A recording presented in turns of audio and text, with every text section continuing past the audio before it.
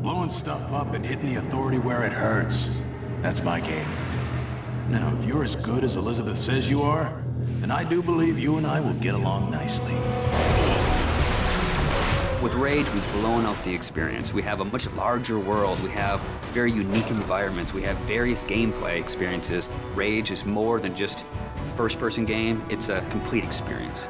We're known for making this straightforward action shooter, and we kept that. But then we added on top of it this deep and meaningful story.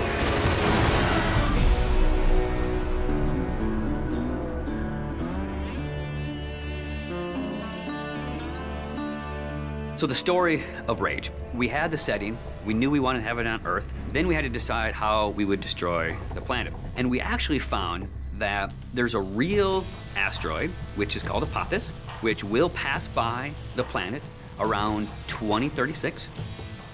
So in the fictional world of Rage, when the governments of the world discovered that Apophis would hit us and destroy most of civilization, they initiated a program called the Eden Project.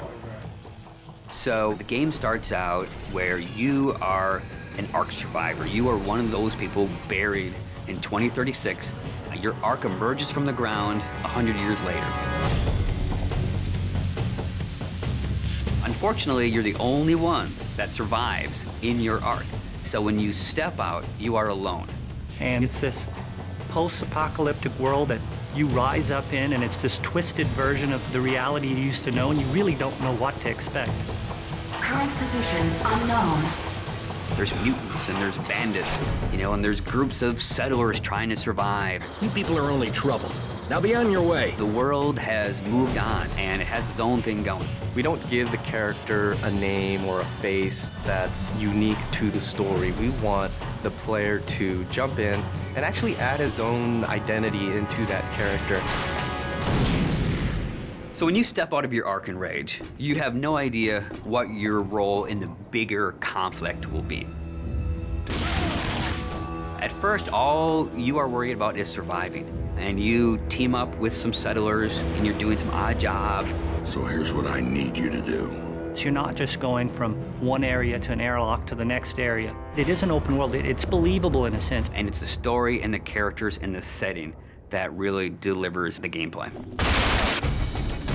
You're driving across these landscapes, and you're going visit people here, and they're giving you jobs to do. And as you head out of your safe zone, you enter like a combat area.